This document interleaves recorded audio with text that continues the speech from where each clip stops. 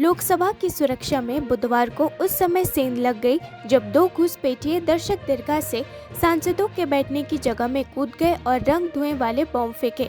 हमले के बाद विपक्ष ने सुरक्षा उल्लंघन पर बड़े पैमाने पर विरोध प्रदर्शन किया और भाजपा सांसद प्रताप सिम्हा को निलंबित करने की मांग की, जिन्होंने कथित तौर पर आगंतुकों को पास जारी किए थे। प्रधानमंत्री नरेंद्र मोदी ने वरिष्ठ मंत्रियों से लोकसभा में सुरक्षा उल्लंघन को गंभीरता से लेने को कहा है।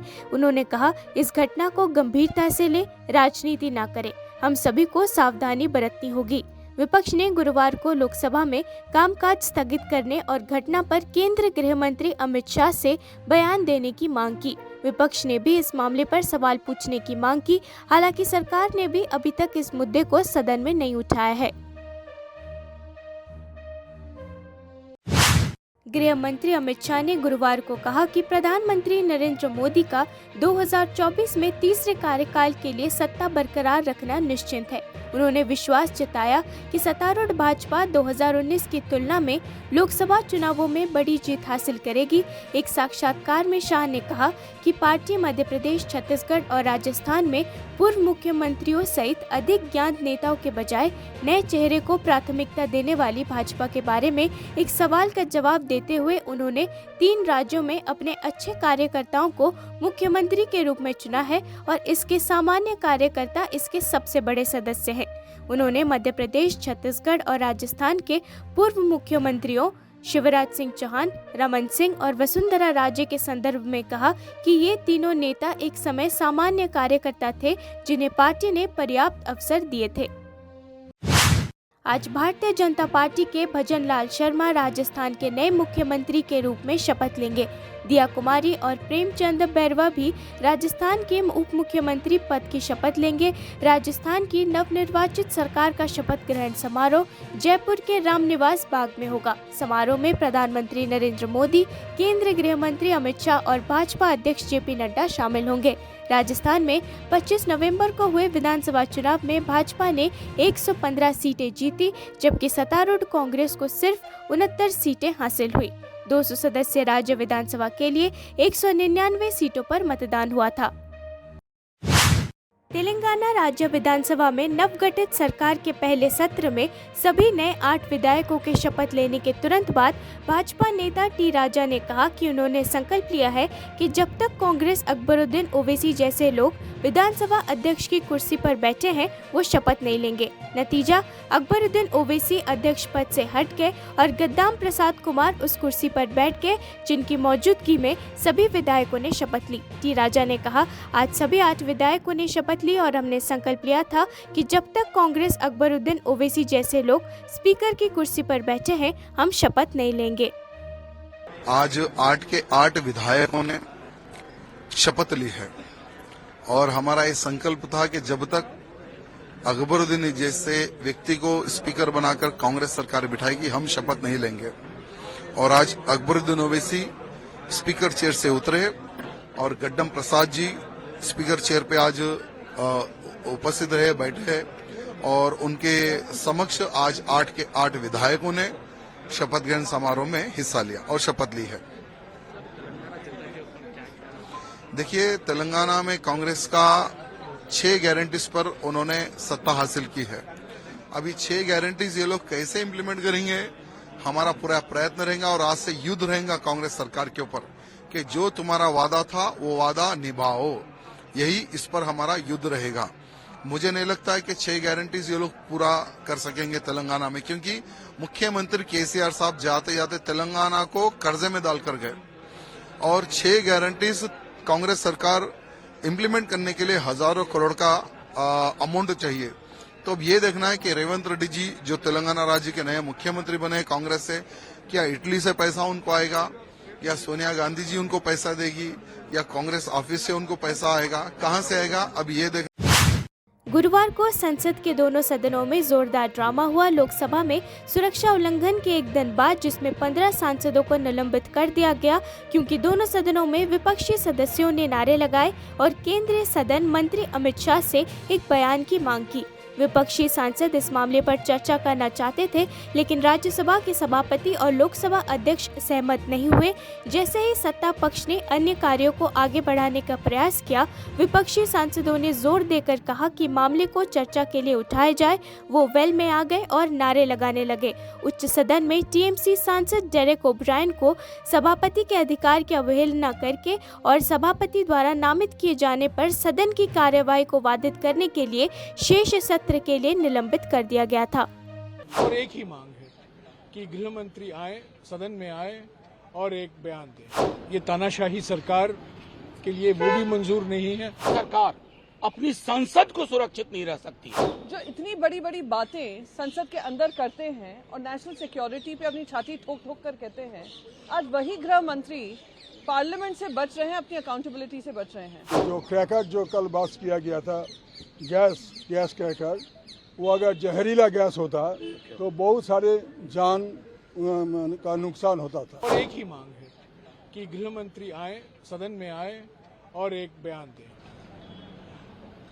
ये तानाशाही सरकार के लिए वो भी मंजूर नहीं है।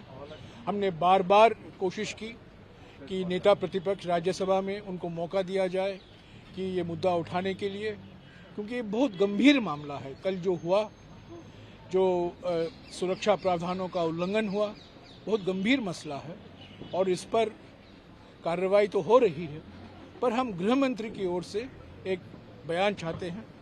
कल भी हमने मांग की थी, आज भी हमने मांग की है।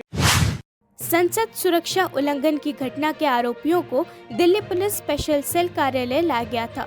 दिल्ली की पटियाला हाउस कोर्ट द्वारा सभी 4 आरोपियों की 7 दिन की हिरासत दिल्ली पुलिस स्पेशल सेल को दिए जाने के बाद उन्होंने स्पेशल सेल कार्यालय लाया गया था।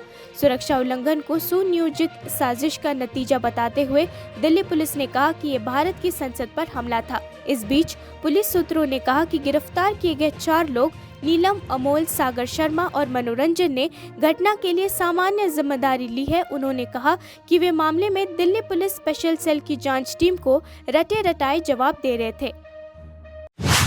काठमांडू में भारतीय दूतावास ने भारत नेपाल डिजिटल कनेक्टिविटी पर विशेष जोर देने के साथ डिजिटल अर्थव्यवस्था में नवाचार को बढ़ावा देने के उद्देश्य से डिजिटल पब्लिक इंफ्रास्ट्रक्चर DPI पर एक सेमिनार का आयोजन किया। संगोष्ठी ने DPI की परिवर्तनकारी क्षमता का पता लगाया और नेपाल राष्ट्र बैंक NRB के समर्थन से UNDP नेपाल और एकीकृत विकास अध्ययन संस्थान IIDS के सहयोग से आयोजित किया गया था।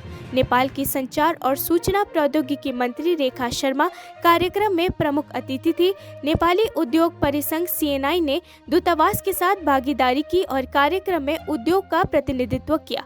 संचार मंत्री ने डिजिटल प्रौद्योगिकी को अपनाने के लिए नेपाल की प्रतिबद्धता को रेखांकित किया और भारत और नेपाल के अधिकारियों को प्रौद्योगिकी के क्षेत्र में सहयोग करने की सलाह दी।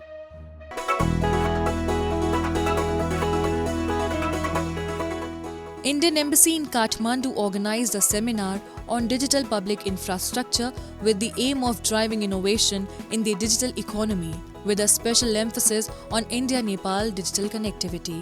The seminar explored the transformative potential of DPI and was organized in association with UNDP Nepal and Institute for Integrated Development Studies IIDS with the support of the Nepal Rashtra Bank. Rekha Sharma, Nepal's Minister for Communication and Information Technology, was the chief guest at the event. The Confederation of Nepalese Industry partnered with the embassy and represented industry at the event. The Communication Minister underscored Nepal's commitment to adopting digital technologies and advised officials of India and Nepal to cooperate in the field of technology. हामी सबैले व्यक्तिका विवरणदेखि कार्यालयका कामहरुमा जसरी digitisation गर्ने प्रक्रिया अगाडि थालेका छौं र त्यसलाई अगाडि बढाउने सन्दर्भमा राष्ट्रीय ऊर्जा संरक्षण दिवस के अवसर पर दिल्ली में राष्ट्रीय ऊर्जा संरक्षण पुरस्कार 2023 में राष्ट्रपति द्रौपदी मुर्मू ने नवीकरणीय ऊर्जा के उपयोग के महत्व पर जोर दिया। उन्होंने कहा कि पवन, सौर और लघु एवं सूक्ष्म जल विद्युत परियोजनाओं से ऊर्जा का उत्पादन बढ़ाया जाना चाहिए। उन्होंने कहा 21वीं सदी में विश्व समुदाय को ऊर्जा दक्षता बढ़ाने और नवीकरणीय ऊर्जा का उपयोग बढ़ाने के लिए लगातार सक्रिय रहना होगा। हमें पवन, सौर और लघु एवं सूक्ष्म जल विद्युत परियोजनाओं से ऊर्जा का उत्पादन बढ़ाना होगा। अधिक नवीकरणीय ऊर्जा का उपयोग करने के साथ साथ हमें कम संसाधनों से अधिक ऊर्जा उत्पादन के प्रयास भी करने होंगे। हमें अपने स्थिरता प्रयासों में ट्रिपल बॉटम लाइन की अवधारणा के साथ आगे बढ़ना चाहिए। 21st सेंचुरी में एनर्जी एफिशिएंसी बढ़ाने तथा रिन्यूएबल एनर्जी का उपयोग बढ़ाने पर विश्व समुदाय को निरंतर सक्रिय रहना होगा। हमें विंड, सोलर तथा स्मॉल और माइक्रो हाइड्रो प्रोजेक्ट से ऊर्जा का उत्पादन बढ़ाना होगा और पूरे देश में ऐसी ऊर्जा का उपयोग भी बढ़ाना होगा। रिन्यूएबल एनर्जी का अधिक प्रयोग करने के साथ साथ हमें ये भी प्रयास करना होगा कि हमसे कम संसाधनों के उपयोग से अधिक ऊर्जा का उत्पादन हो सके, यानी more energy from less resources. इसके साथ ही अपने सस्टेनेबिलिटी एफर्ट्स में ट्रिपल बॉटम लाइन के कॉन्सेप्ट के साथ हमें आगे बढ़ना चाहिए। लंदन में इंडियन माइनॉरिटी फाउंडेशन ने प्रधानमंत्री मोदी के नेतृत्व में भारत की उपलब्धियों का जश्न मनाने के लिए नमस्ते London resurgence of a new India का आयोजन किया। इस कार्यक्रम में न केवल भारत की प्रगति को स्वीकार किया बल्कि अपने मेजबान और घरेलू देशों दोनों में भारतीय प्रवासियों के महत्वपूर्ण योगदान का भी सम्मान किया। इस कार्यक्रम में विभिन्न पार्टियों के यूके सांसदों और प्रवासी नेताओं ने भाग लिया, जिसमें इग्नाइटिंग कलेक्टिव गुडनेस, मन की बात एट 100 का यूके लॉन्च भी शामिल था। इसके अतिरिक्त heartfelt the legacy of faith, prime minister Narendra Modi and 6 पुस्तक का अनावरण किया गया, जो भारत की सांस्कृतिक टेपेस्ट्री के विविध आयामों को प्रदर्शित करती है। ब्रिटेन के सांसद प्रधानमंत्री मोदी की प्रशंसा करने के लिए एक साथ आए और अपने भारतीय दोस्तों के लिए प्रशंसात्मक शब्द भी साझा किए।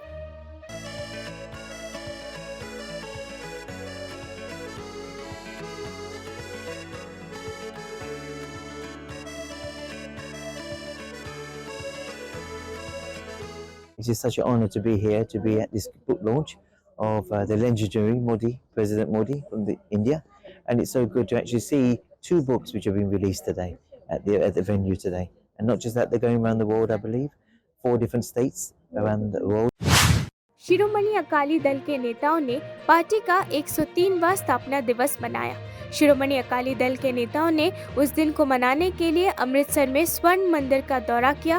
पंजाब विधानसभा सभा के पूर्व सदस्य विक्रम सिंह मजीठिया ने कहा, शिरोमणि अकाली दल ने देश की खातिर और पंजाब की खातिर बहुत बलिदान दिया है।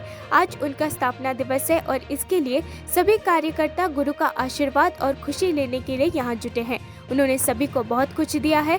गुरु हर किसी को साहस देते हैं। सब तो पहला तो छोटे साहिबजादियां दा भी अज जन्म दिवस है, उसकी बहुत बहुत बधाई है। और श्रोमणी अकाली दल जी का एक बहुत गौरवमयी इतिहास है, लंबा संघर्ष है। श्रोमणी अकाली दल ने देश खातिर, कौम खातिर, पंजाब खातिर बहुत वड्डियां कुर्बानियां और सेवावां निभाइयां ने। अज ਉਹਦਾ ਸਥਾਪਨਾ ਦਿਵਸ ਹੈ, ਇਸ ਲਈ ਗੁਰੂ ਦੇ ਚਰਨਾਂ 'ਚ ਗੁਰੂ ਸਾਹਿਬ ਦਾ ਓਟ ਆਸਰਾ ਲੈ ਕੇ, ਗੁਰੂ ਸਾਹਿਬ ਦੀਆਂ ਬਖਸ਼ਿਸ਼ਾਂ ਖੁਸ਼ੀਆਂ ਲੈ ਕੇ ਸਾਰੇ ਵਰਕਰ ਸਾਹਿਬਾਨ ਇੱਥੇ ਇਕੱਤਰ ਹੋਏ ਆ। ਸਭ ਨੂੰ ਬਹੁਤ ਬਹੁਤ ਵਧਾਈ ਹੈ। ਗੁਰੂ ਸਾਹਿਬ ਸਮਤ ਬਖਸ਼ਣ, ਹਿੰਮਤ ਬਖਸ਼ਣ, ਦੇਸ਼ ਖਾਤਰ, ਕੌਮ ਖਾਤਰ, ਪੰਥ ਖਾਤਰ ਆਪ ਦੀਆਂ ਸੇਵਾਵਾਂ ਨਿਭਾਉਣ ਦਾ ਬਲ